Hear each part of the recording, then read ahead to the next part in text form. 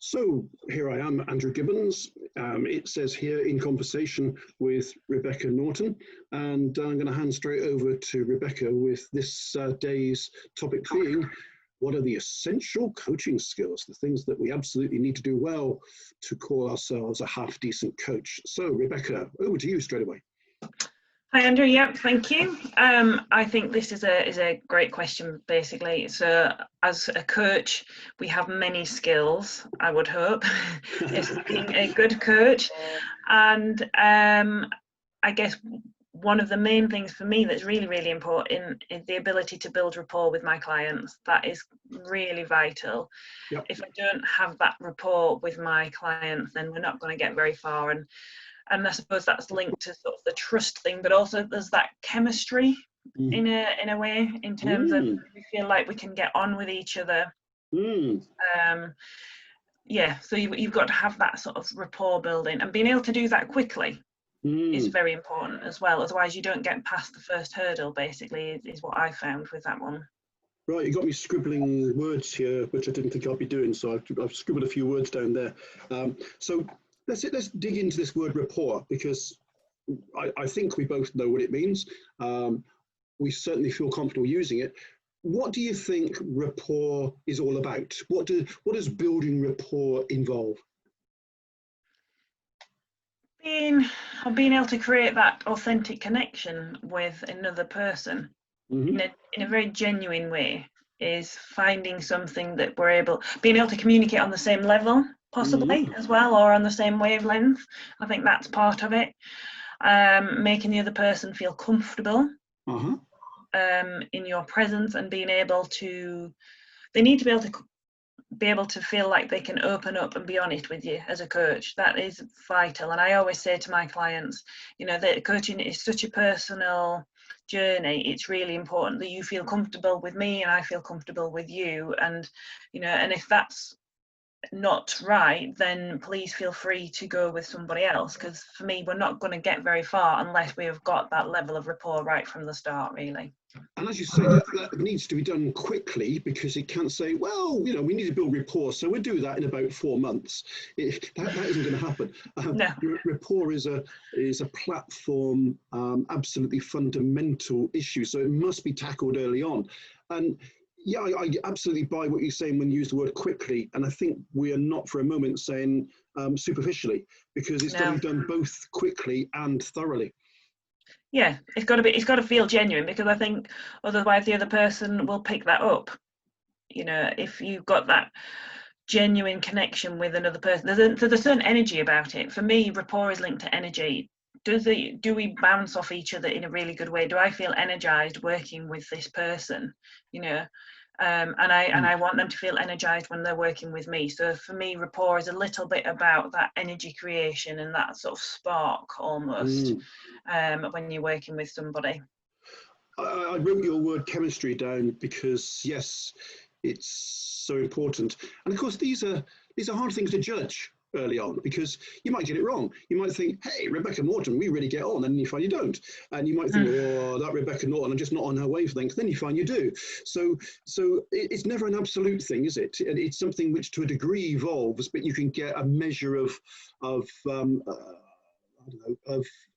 the existence of that chemistry. Yes, I think you're right. Rapport is something that can certainly be developed, but initially, so I'm assuming you work in a similar way to myself, is that I offer a free 30-minute session with a person just to sort of find out what it is that they want from coaching. But part of that is also to see if we can build that rapport, if we can connect with each other. So that's why you need to be able to do it quite quickly, I think, because if we don't connect on that first session, then my client is unlikely to come back to me unless they have a very specific need, or, you know, sometimes it just can put people off, and they'll think, oh, I'm not sure that coaching's for me, and they might misinterpret that as you know, that lack of rapport as coaching isn't for me, and I wouldn't ever want to put people off coaching. So I think being able to build that rapport up quickly and develop it from there, like you say, you know, it's something that develops throughout the coaching relationship, but initially you need to be able to get it very quickly with your client. Yeah, I think you're right, and we really disagree, which is good, I guess.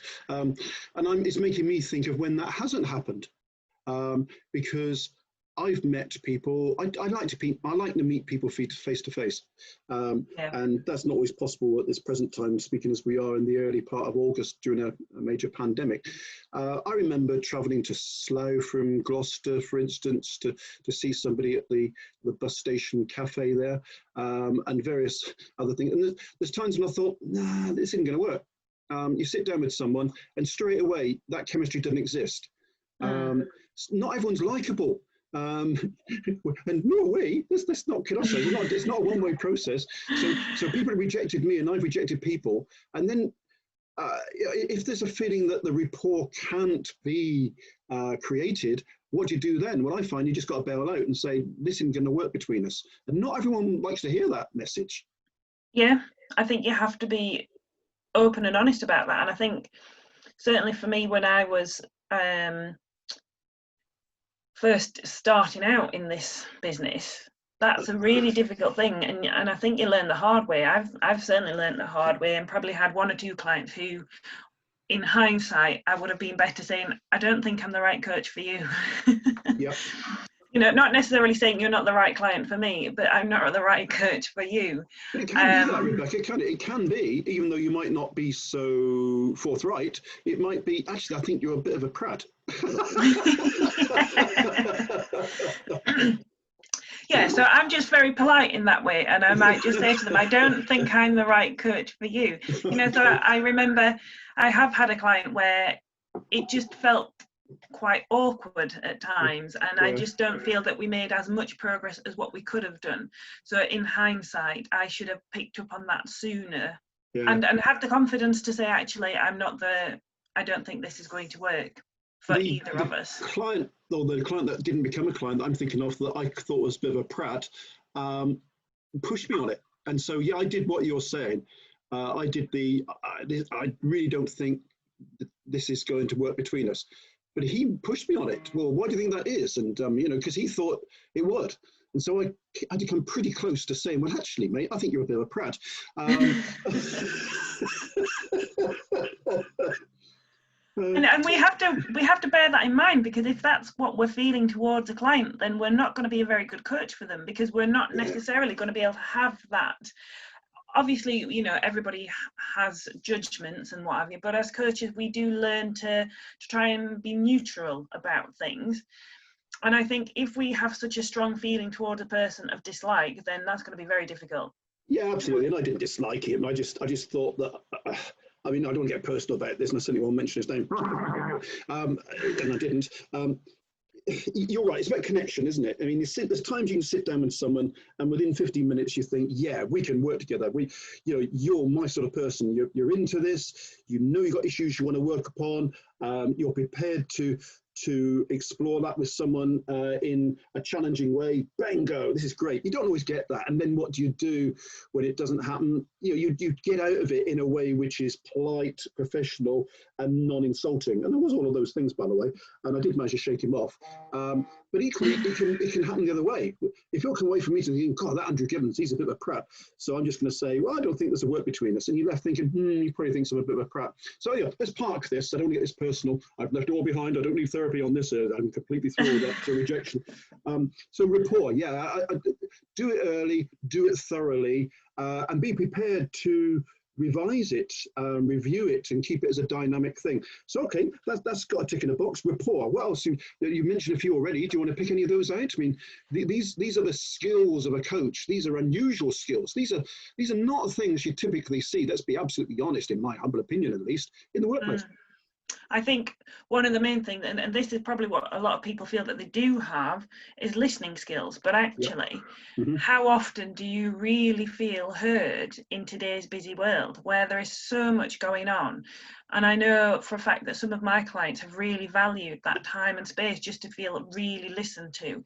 That it's listening to understand somebody, not listening, forming a response or thinking, oh yes, I did that, and oh well, I know what to do, and if they did this, that is not true listening to somebody. And it, like you mentioned before briefly when we were chatting earlier, it is not the same as hearing somebody. So for me, really deep listening is very important, and it's tiring. It can be really draining and tiring, and it takes concentration to do that. So it's something that as a coach that we, you know, have to learn to master as we go along, I think. I think if you filmed good coaches, and I don't consider myself to be an expert by any means, so someone other than me, if you filmed a really good coach, I don't think you'd find they say an awful lot. I think you find that they show that they're listening. You say listening to understand.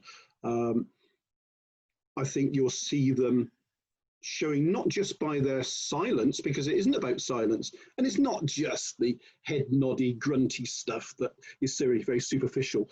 It's true, intense, as you say, exhausting listening. To actually give someone a good listening to is a very unusual experience. And I found that sometimes people almost question the authenticity of that, because it's such a foreign, alien practice to be listened to. People will very often say to me, particularly if I'm on the phone, I do prefer to work one-to-one, but I'm on the phone, they say, "Are you still there?" I said, "Yeah, I'm listening to you." Yeah. Yeah, because I think, like you say, it's an unusual thing in today's times, I think, is for somebody to actually just be sat and listen to. And for the other person who's maybe not used to that, it can feel quite uncomfortable, because they're perhaps used to having somebody butt in or respond or whatever. So actually being fully listened to is a different experience than just a general chit chat and conversation with somebody.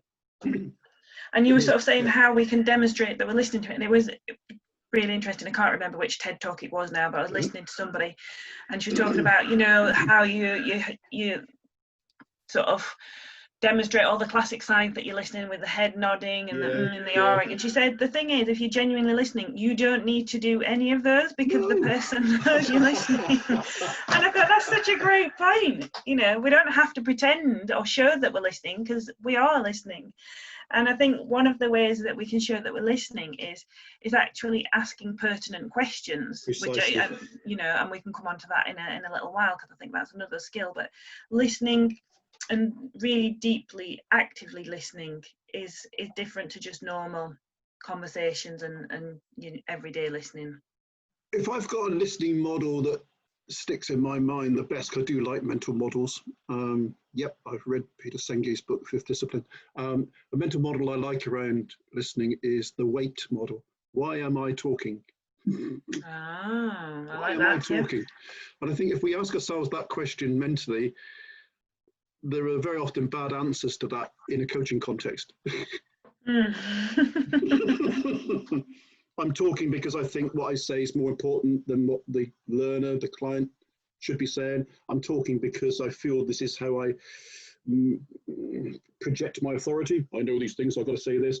I'm talking because I'm not listening. And that's very often the reasons. Why am I talking? Well, the answer very often is I shouldn't be. Yeah, I really like that one. I've not come across that before. I'm going to write that one down because I like it.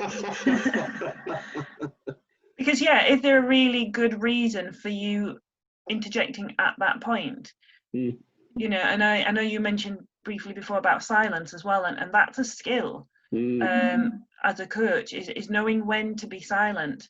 Because, again, some people are very uncomfortable with silences and want to fill it. And if you are genuinely listening to somebody, that's the other thing, is that you know when to give them silence. Because actually, if you're genuinely listening and you're watching that person and interacting with them, you can tell when they're still thinking. They might not be saying anything, but you can actually tell when somebody is thinking, and therefore to start talking at that point is really rude because it's interrupting them. It's interrupting their flow of thoughts and their thinking. Yeah, definitely. I am an interrupter. I've shown that already. I consciously try not to. I consciously try to judge when someone's finished talking, and I get it wrong a lot of the time. And I get it wrong sometimes out of over-enthusiasm. I so want to show the person that I'm interested in what they're saying, or mistime my next contribution. I think I've got over interrupting in a impolite way, just out of rudeness, because it's a conscious process, we know, but I Yeah. still misjudge the time to get in. Yeah, and sometimes it's not done in a malicious way. You know, it's often done because somebody's really excited about something, or they feel that they can genuinely help, or you know, what they've got to say is really important and they make a big difference. It's not done maliciously, but it is something that if we all listened a little bit more, then the world would probably run a lot smoother, you know, because sometimes we listen for what we think we've heard, you know. And I remember having a conversation with my mum when I was much younger, and my mum had that tendency sometimes to listen, but listen to what she thought she'd heard. And I knew I'd said something, and I knew she hadn't heard what I'd said properly. And I was just waiting for her to make a comment about it, and she did. And I can't remember the exact ins and outs, but that one particular conversation stood out in my mind because she thought she'd heard something, and actually that's not what I'd said. Again, that's why active listening is so important. What did the person say, and what do they mean as well? I think that's slightly different. So me and you may both be talking about success, but success could be very different for both of us. Oh yeah, and as you say, listening is, you know, questioning is something we can look at in a bit, because I think it is critically important. You raised it already, and I think ironically, questioning is a key part of listening, because to show you're interested, what better way than to do something that people, human beings, hardly ever get the experience of, and that is to say, tell me more about that. I'd like to hear more about why you feel that way. When do people ever get invited to talk more about something, to explore something in more depth? And I think that's the real measure of a listener, to want more genuinely, and to ask questions which explore an issue of interest to the talker in more depth. Yeah, again, because time is very precious, isn't it, to a lot of people, and therefore sometimes we just want to get to the point as quick as we can and move on to the next thing. And I think that is one of the big values in coaching, is that we have that time and we have that space to allow our clients to dig a bit deeper, to explore a topic in more depth, and to be fully listened to. So sometimes a person really benefits from just saying something out loud. It often sounds different when you say it out loud to just having this thought whizzing around your head. So I think, again, if we're able to provide that safe space for somebody to talk and to be listened to, that sometimes is all it takes to make a big difference. And it's a big all, because you know, it's right that we spend some time on the what I use the word authentic a lot. Authentic listening is right. We spend that time, because I think it's a Carl Rogers thing that there are listeners and there are people who wait to talk. And if we're talking of mothers, sorry, mother, you were always someone who I knew was waiting to talk. Yeah. So all right, rapport building, tick. Listening, tick. I don't want to be this frivolous, really, but you know, these are critical, fundamental skills. What else for you? Can we go into questioning next? I mean, where do you want to... Yeah, because I think that's definitely one of the key skills as a coach, is asking pertinent questions, the relevant questions. And like we've just been saying, if you've genuinely been listening to somebody, you can ask relevant questions that enables that person to either gain some insight from that, or to explore a topic in a little bit more detail. And I guess we probably need to touch on the fact, you know, the difference between open and closed questions. And like you said, you know, tell me more about that, is that open space to allow for dialogue, rather than say, oh, well, can you know, is it this or is it that? You can only answer yes or no, or whatever. It is very different, isn't it? Yeah, I think you're right. And I think this is where we get into the skills of a coach. A coach asks questions from an interested perspective, or should. The coach should ask probing questions, maybe challenging questions, and also questions of for clarification. Because when I'm with a client, I very often find myself saying, let me make sure I've understood what you've said here. I want to make sure, because this is important, that I've got this right? Am I right in thinking this, or have I got it right in that I'm taking this from what you've said? Because if we get, as you say, if we get what someone's saying wrong, then we're forming the wrong conclusions, or we're not helping them in the way we should. So I think we should be asking a lot of checking, understanding and clarification questions. Yeah, definitely, because like you say, otherwise that can lead to all sorts of problems further down the line. I suppose there's a series of different types of questions, isn't there? That clarification, or sort of summarizing questions, and then there's the like you said, the challenging questions. As a coach, that is something again that I have just sort of gained more experience and more confidence in, is asking those challenging questions, because we know as coaches that's likely to be a challenging question, and we have to learn to recognize when to ask that challenging question. Is our client ready to take that question? Is it going to land in the right way for them? And that's where your rapport comes in as well. I think a lot of things come in then. I'm writing down another word here, which is articulation, because what we don't want to do is to launch into speeches. If the client is taking us into an area of concern, of anxiety, of significance, of whatever nature, it could be something in which they're buoyant and excited about. It doesn't have to always be a down thing. If the client's somewhere significant, we must not take them out of that place by what we say. So we've got to be able to concisely and in a carefully articulated way only ask those questions, only say things that help them get the most out of where they're at. Yes. Ironically, I'm finding it hard to articulate an issue around articulation. Yeah, I think that's right, because, you know, especially if somebody's got a lot of energy around it, the idea isn't that we come along and sort of get them to unpick it all and you know, deconstruct it at all. It's about helping them take that forward. And like you say, sometimes we have to recognize the good part. You're right, coaching is not all about looking at the negative side of things. No, on the contrary. It's far more about looking at all the positive stuff and opening up options to people as well. I think, you know, those magic questions, well, what would you do if you could? Or if we had a magic wand, what would be different? What do you want to do in this situation? What's the outcome you seek? And these are things which are not always easy to conjure up in the moment, because if you're doing all the other good stuff we've talked about, genuinely listening, getting all the non-verbal cues, managing the conversation, but in a very subtle manner and only appropriately managing it, because it's not your conversation. If you're engaged in it to the level that we feel a coach should be, and on top of that, you've got to think about some carefully constructed, concise question as well. There's a lot to do. Yes. But perhaps one of the other skills as coaches is that we're able to juggle different things, and we are able to sort of manage these different elements.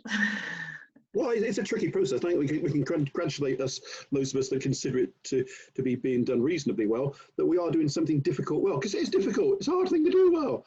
Another word I've written down here, you know, is suppression. Something that I'm consciously aware of in conversation with clients is, well, I was going to say this, but no, I won't. Or I was going to launch into a bit of a 2-minuter on this, and I certainly won't do that. It's being aware of what not to say as much as what to say as a coach. Yeah, I think we've possibly touched on this a little bit before in terms of a coach. Is we are, you know, by our nature generally very helpful people, and we often want to help people, and we often think, oh well, if they just did this.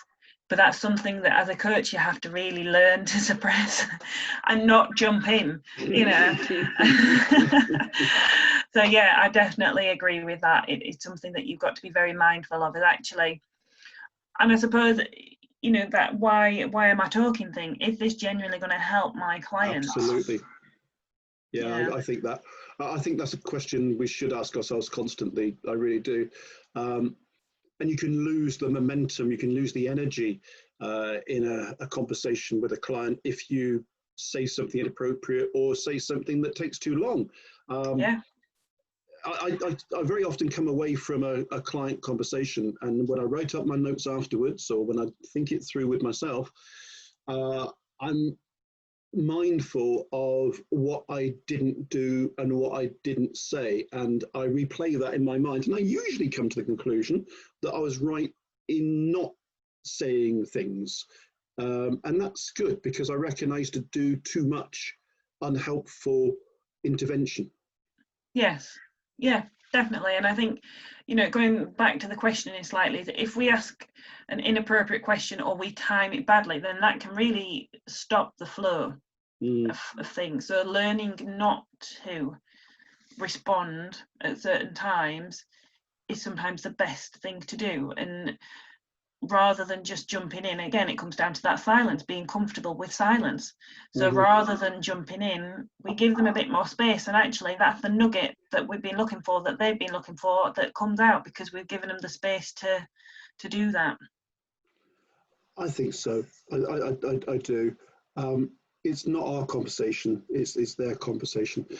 I think another thing that I thought about before this conversation, Rebecca, was the skill of perception, if it's a skill at all. Is it intuition? The skill of making judgments. You've used the judgment word a few times already, the judgment calls, and that's about accurately perceiving the mood, the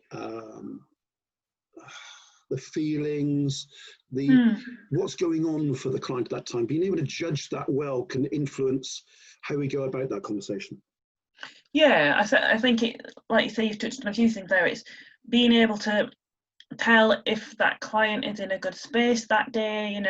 Often if the energy's not quite right, maybe they've had a bad week or something, or maybe something's knocked their confidence. Just being able to have that ability, it might not be anything they've said particularly, or it might be very little sort of glimpses of something, and being able to pull that out or recognize that, and being able to gently sort of assist our client in sort of deciding whether it's appropriate to move forwards or not, in certain things, and knowing when to call it a day on a particular topic or whatever. You might get so far and actually there is much further to go, but at this time we're not going to get any further. It is just not going to be any more beneficial pushing on this bit at this minute in time. And that's tricky, isn't it? Because there's ways in which we could do that incorrectly. Well, I don't think we're going to get any further with this today. And maybe the client's thinking, well, all I'm doing is finding it hard to explain. But okay, if you don't want to do it, so it ought to be down to that person to make that decision. So again, the construction of the words that go into what you say is so critically important, because to say something like, well, I just don't think you're in the right place for this today, could be well intended but wrong. So what is the word? Is the word, I'm starting to wonder if today's the day in which we're going to make the progress on this you want? But what's your perspective on that? We can sit here and construct these marvelous sentences which are the right ones to use, but when we're actually in the midst of it, they're hard to find. Yeah, it is, and I think that's something that we gain with experience, with practice, and just develop over time.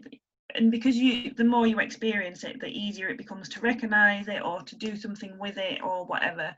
So yeah, it's like I say, it's almost throwing that decision back to our client, isn't it, basically, and just sort of reflecting back to them. I'm noticing I don't notice as much energy in you today. You seem a little bit tired.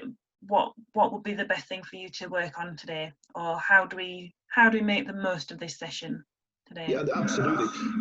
And we like I say, we can come up with that here, sitting in front of our computers and making it sound like we can conjure these things up out of nowhere. But it's a damn sight harder to do when you need to do it in the heat of the things. yeah, definitely. And we've got, and maybe this is the point where we say this is why, as coaches, we charge for what we do, is because it takes a lot of time and practice, and there's a lot of unseen skills, I think, sometimes. If you get a really good coach, then I've seen some really experienced coaches who are excellent, and it just looks so effortless. But I know for a fact that it'll have taken a lot of effort and a lot of practice and a lot of experience and development to get to that point where they're able to make it look effortless. I've got a word down here which is challenge, and I think sometimes I've been the most help to people when we've got to a point, which won't be the initial meeting by any means. No, we got here. The first thing I'd like to say to you is, why haven't you done all this before? Oh, why haven't you made a better effort to do it? You've got to judge the right time to come up with challenging issues. But I do think that there very often is, there isn't always, there very often is a time, if you judge it right, when you can be challenging, when you can build on that rapport, when you can build on that relationship you've created as a platform to say, I'm having a problem with this, Rebecca, because we've been over this a few times and I'm not sure I'm seeing the progress from you that you probably want for yourself. And again, challenging phrases, challenging words are particularly important to get right, because if you use the wrong word or if you use the tone incorrectly, then that can be more like a criticism. So it's so difficult to get the nuances. It's a good word, I like nuances. To get the nuances of the subtleties of this right. And I think a coach that doesn't challenge when they should is a coach that isn't being as helpful to their client as they could be. Yeah, definitely. I think that is a vital thing. You know, that's one of the key aspects of a coach, isn't it, really, is to be able to challenge it. Otherwise, what is the point in just having a nice conversation with somebody? You can do that with a friend. Yeah. So having somebody who, and again, you know, I always see a term that a few people have used who I know, saying as a coach, we are that person's cheerleader. You know, we are there to support them and help them and encourage them. And I certainly feel that for my client, but that's not necessarily always about letting them off the hook with things. That is, you know, it doesn't mean that I'm going to be soft on them either. You know, I'm there to challenge them, but like you say, challenge them in the right way. And it does take some time to get up to that. And that's where the rapport is really key. If you know your client well, you know likely when it's a good time to be able to throw in that challenging question, or to just sort of say, I'm not, we have been here a couple of times and I'm not seeing that progress. So what's stopping you? Yeah, and another phrase that's knocked around a fair bit is the critical friend. Yes. you can't own the critical friend space straight away. You've got to earn it. And I think, you know, there is a point in the coaching relationship where you feel you've developed that relationship to the point where it can withstand a bit of challenge or a lot of challenge. And so it's building up that trust, isn't it? Your client has to be able to trust you, one, to open up and be honest with you without fear of judgment or ridicule or I've had a client in the past sort of say they felt just an enormous amount of relief and excitement at the fact that I didn't laugh at their idea and think it was a stupid idea. And it's like, well, no, it isn't. I think it's a fantastic idea. Tell me more about it, you know. And that just gave them the confidence to run with that idea without being judged or, you know, being thought of as, well, that's a really daft idea or whatever. So and so to be able to have that trust to mention that to me in the first place took some courage, because I just got the impression from that comment that other people had thought it was a silly idea or that it wasn't something that was going to work or whatever.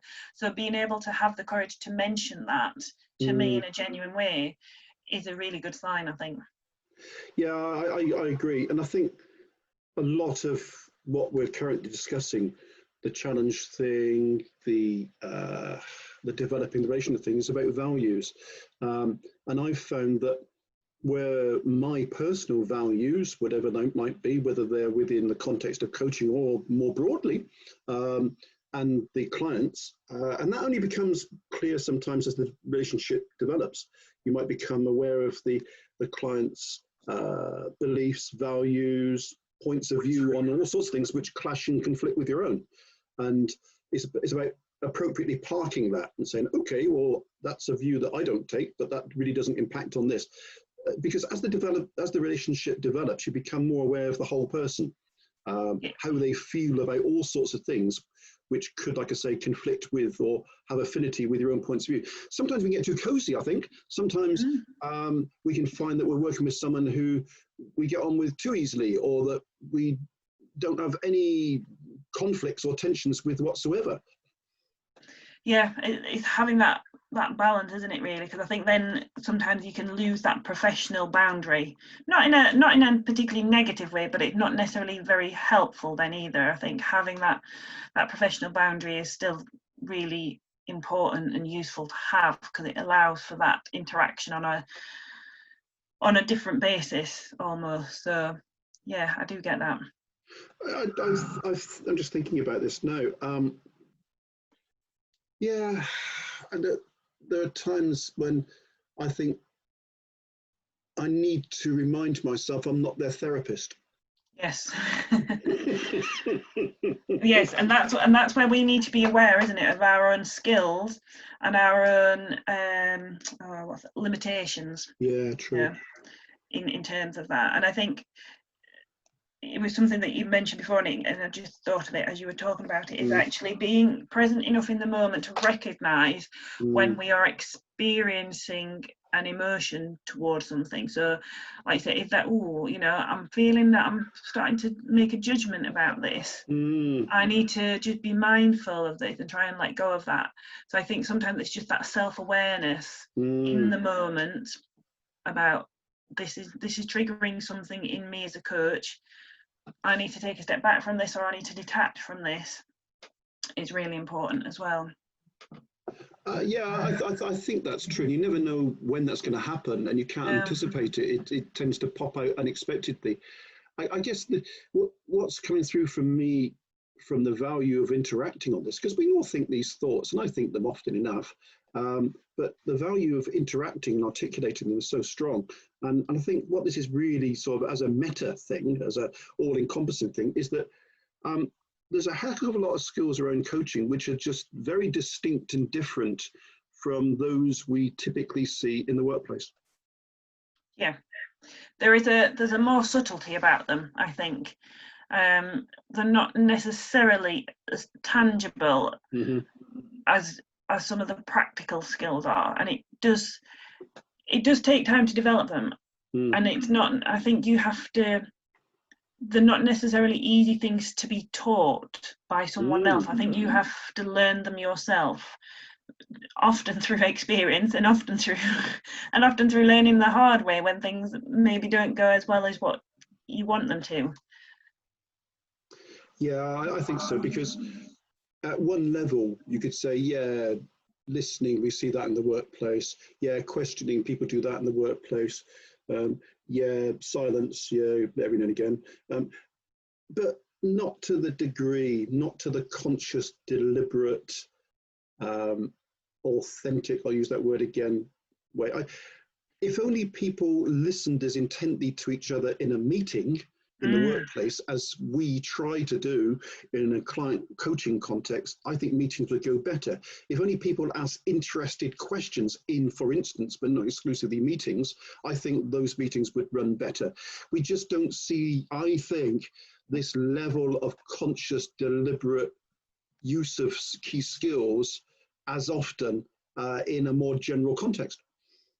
No, and I think that's something partly to do with the culture of a workplace, and something that perhaps, in a school environment and in our own education, these are not necessarily skills that we experience on a regular basis, and that we're not taught them on a regular basis. So we almost have to learn them as we're going along to some extent. And certainly I have sat in some horrendous meetings. Horrendous meetings, and yes, I agree completely. If we set a meeting up to be a much more, I don't know whether you come across Thinking Environment by Nancy Kline.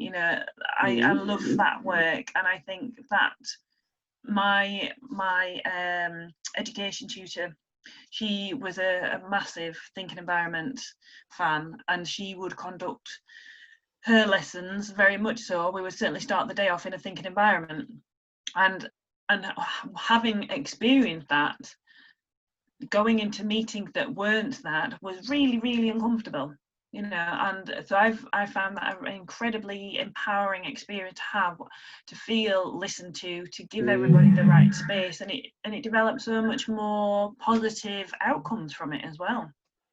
Yeah, I hope we're not sounding pompous and self-righteous here. We, the coaches, know best. We, the coaches, are more skilled than ordinary mortals in workplaces. I'll tell you what, though, there's an element of that. I think there's an element of that, that we, the coaches who think consciously, deliberately, and intensely about these things are different to people who don't. Now, that doesn't make us better. It's just that it isn't normal, it isn't commonplace for people in organizations to have this sort of discussion, to think in such depth and with such concern about getting these important things right. Now, many people would say, I haven't got time for that. That just sounds a bit sort of over the top conceptual airy-fairy stuff, but it isn't. It's about getting the most from conversations, and we don't get the most from conversations, I think, other than in a coaching context. No, and that's why people bring coaches in, isn't it? And different organisations will bring coaches in, because I think there is that recognition that we are able to bring an extra different dynamic to it. And I would hope that by working with managers or senior leaderships that we're enabled to hopefully improve the culture of a workplace as well. It has to come top down to some extent, some of these skills and what have you, doesn't it? So yeah, I agree with you on that point. Yeah, exactly. I mean, let's not get too far off the point, and that would be down to me if we do. But I think you're right. It does have to come top down. That worries the hell out of me, because that's the hardest place to get people to engage in anything like this at all. So yes. That's why I've tended in the last few years to avoid corporate stuff and to avoid the top stuff, because it's just a waste of time most of the time. I tend to go for the guerrilla warfare of finding pockets of an organization where something can actually work, for instance, coaching, rather than go through the pretense of engaging people at the very top who haven't got a true appetite. So I'm taking us somewhere we don't need to go, so I'll park that for now. Yeah. So towards the end, rather than towards the beginning of this conversation, but not looking to close it down, reviewing what we've just been talking about, what for you, if there is one, is a standout skill?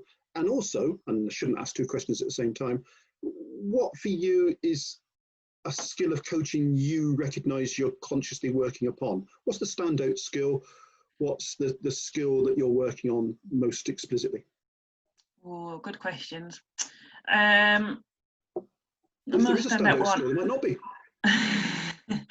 I think the top, I'd find it very difficult to pinpoint any one. I think the main three that we've talked about are the top three for me. Is the rapport building, the questioning, and the listening. I think they've got to be my top three skills that we bring as coaches into the relationship. And I think the one that I'm developing and working on is still the listening. I'm still not perfect at listening to understand thoroughly. I'm certainly a lot better than when I started, but I think there's always room to develop that one in particular. And it never stops, does it? Because the challenges are specific, they're unique to people we work with, and we find ourselves tested by new things constantly. We don't ever come out of a conversation, I think, thinking, yeah, nothing new there, I've had that before. You think, whoa, didn't expect that, or I need to get better at this because this is a context of not where everything's different. Everything and everyone is different. Yeah. Well, I'll answer my own question if I can, and this wasn't a setup just for me to make a speech. I guess the one that I find toughest, the one that I'm working on, I'll do it in reverse order, is indeed listening. And specifically, I will highlight once again my absolutely pathological issue around the difficulty I have with timing contributions. Whoops, sorry, I thought you'd finished. Oh, didn't talk over you. I wish people would be more clear when they're about to finish by a pause or a stop. But no, you think they're finished and they go on again. So it's all people's fault, not my own. I would like to reflect on a conversation with a client, saying to myself, wow, you didn't interrupt once. Well done, fella. That never happens. Yeah, you need people to put up full stop signs, don't you? That's what it is. Well, yeah, if only we could develop in people conversational habits that say, so that's what I think, or what's your view on that, Andrew, to make more clear when they finish. So I will continue to find fault in people, not myself, for not making it clear when they finished. I just haven't developed that intuitive desire to come in with something that I think will be helpful, as often as I should. So that's my big problem. I can do the rest pretty well by now, getting better, but nothing like expert at many of the things we talked about. That's the big one for me. And I think being clear about what you need to get better at as a coach is not a bad thing, is it? No, I think we've got to be clear on that, really, because that's what we're encouraging our clients to do. So for me, I always think, well, if I'm asking my client to do something, I need to be able to do it myself as well and be willing to do it. So I'm a big believer that there's always room for development and learning and identifying, what's the next thing that I want to improve a little bit more on, or what could I do differently next time is quite important. And if we're really brave, we can ask that question of the people we work with. We could. All right, let's not get too challenging for ourselves. Okay, I think that's covered a lot of ground. I think I found it particularly interesting and helpful, to me at least, to reflect once again on the whole area of listening / questioning, because I think that's at the heart of a lot of things. That's going to be very helpful to me. So I'll shut us down at that moment then, Rebecca. Unless there's anything else you particularly want to come in with that I'm interrupting your flow, because I'm conscious now of that. No, thank you. As ever, always interesting to talk through these ideas. Thank you very much. Bye for now.